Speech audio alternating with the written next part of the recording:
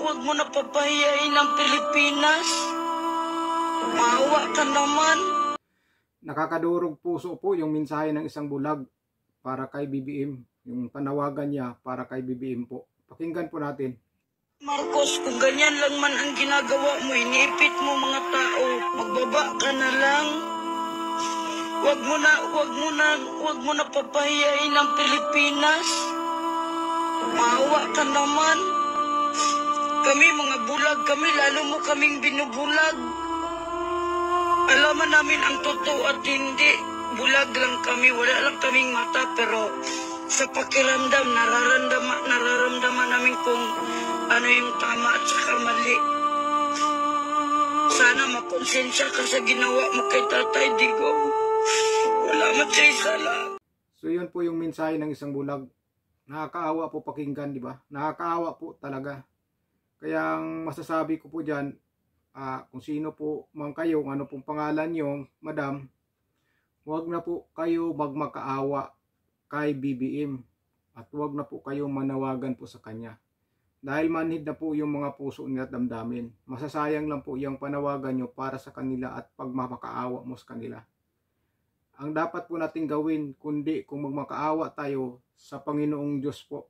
Dahil ang Panginoong Diyos nandyan po palagi nakikinig sa atin kung ano man ang ating mga kahilingan.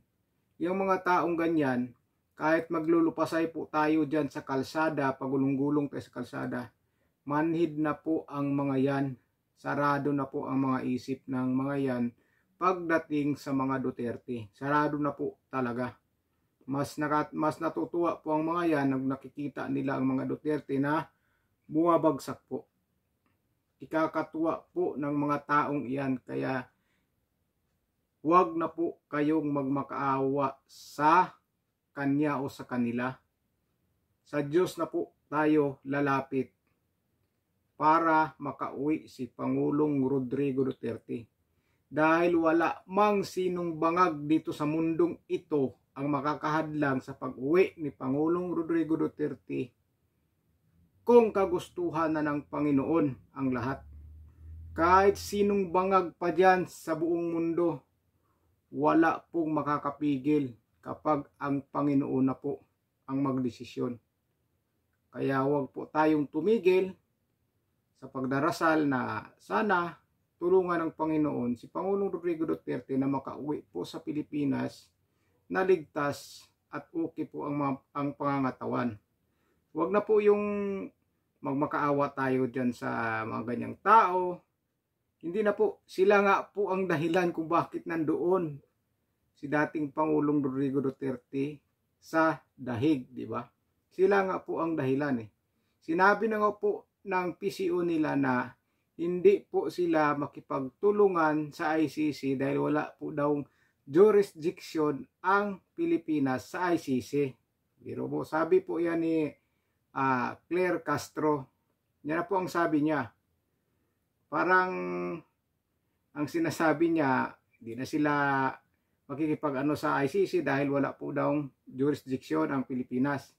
Pero hinatid nila doon si Pangulong Rodrigo Duterte, di ba? Hayaan na po natin yan dahil sarado na po ang mga isip ng mga yan. Kaya yung pakiusap po ng isang kababayan nating bulag, nakakaawa po talaga. Ramdam po natin yung mga sinasabi niya. Sobrang lungkot nga po. Pero kahit po mag-iiyakan po tayo sa panawagan na iuwi nila si Pangulong Rodrigo Duterte, malabo pong mangyayari yan dahil ikinakatuwa po nila yung pangyayari ngayon kay Pangulong Rodrigo Duterte. Dahil sila po mismong gumawa dyan. Kaya ang tanging paraan po, tuloy-tuloy lang po ang pagdarasal natin na sana makauwi si Pangulong Rodrigo Duterte. Pero tandaan po natin, makakauwi po si Pangulong Rodrigo Roa Duterte. Makakauwi po yan. In Jesus' name, makakauwi po yan. Tandaan po natin. 3 lang po ang kahinatnan dyan sa kaso ni Pangulong Rodrigo Duterte. Yan po ang malaking paniniwala ko. Bago po mag-September makakauwi si Pangulong Rodrigo Duterte.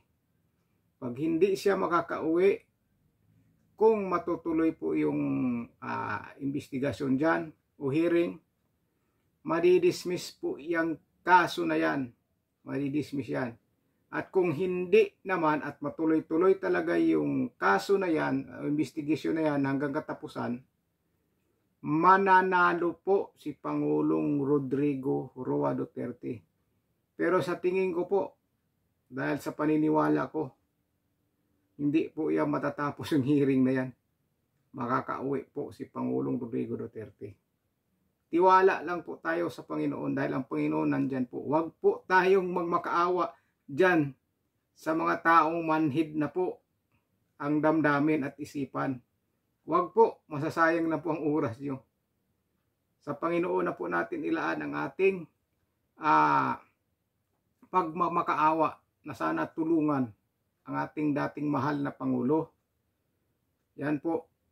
Dahil kahit anong gawin natin dyan, hindi po nila yan gagawin na mapauwi si Pangulong Rodrigo Duterte. Hayaan po natin, mabait po ang Panginoon. Kagawa po yan siya ng way o mga tao gawin niyang tulay para makakatulong at makakauwi si Pangulong Rodrigo Duterte. Marami dyan tutulong.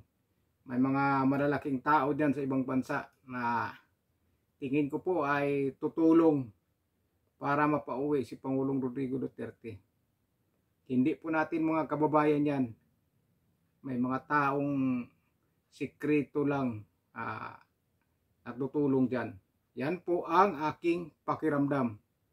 Dahil sa nangyari ngayon, nakikita po ng iba-ibang bansa kung gaano po kamahal ng taong bayan sa Pilipinas si Pangulong Rodrigo Duterte. Yan po, dyan po nila makikita.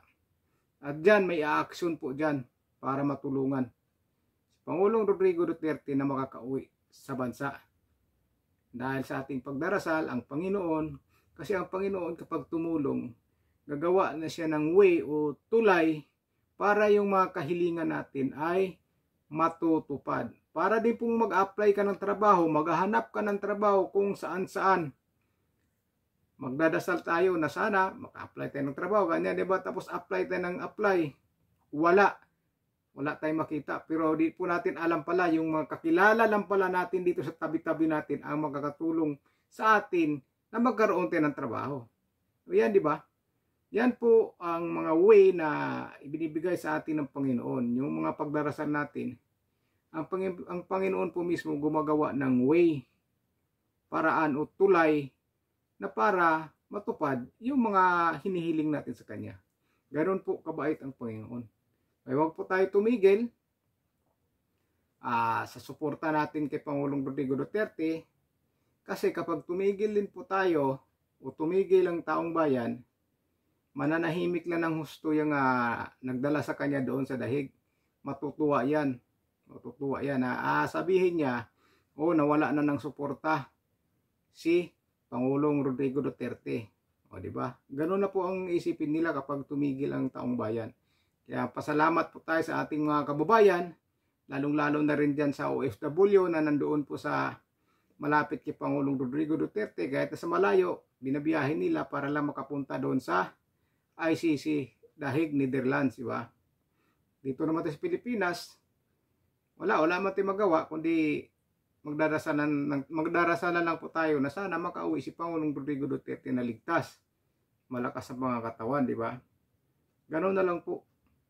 Kaya nakakaawa po yung panawagan ng isang bulag. Nakakaawa, nakakalungkot na isang bulag malabong pakinggan yan ng ni BBM. Malabo po yan. Pero pag ang Panginoon po gustong mapauwi si Pangulong Rodrigo Duterte o kagustuhan niya mapauwi si Pangulong Rodrigo Duterte, kahit sinong bangag pa dyan sa Pilipinas, kahit sinong bangag pa dyan sa buong mundo, walang makakapigil na makauwi si Pangulong Rodrigo Duterte. Tiwala lang po mga kababayan, tiwala lang po sa taas. Yan po ang ating alas, wala na pong iba. Sa taas po, dahil ang taas po ang gagawa ng paraan kung paano makakauwi si Pangulong Rodrigo Roa Duterte.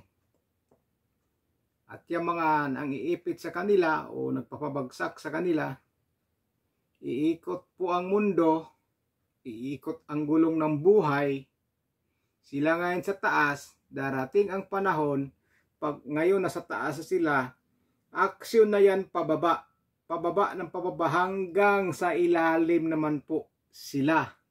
Hindi po lahat ng panahon ay nandito sila sa tuktok. Kaya alam po natin, dahil sa kasabihan nga, mabilis lang po ang karma.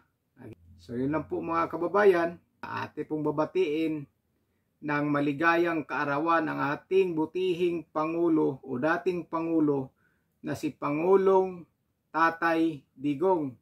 Happy birthday po, mahal na Pangulong Rodrigo Roa Duterte. Salute po sa inyo, Tatay Digs. Nandito ka po sa puso namin.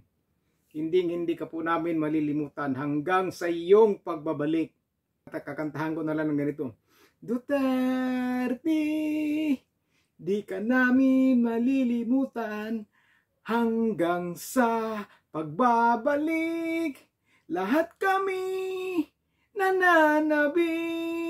So yun mga kababayan. Ingat po kayo. God bless po sa inyong lahat. At ulit, happy birthday po, mahal na Pangulong Rodrigo Duterte.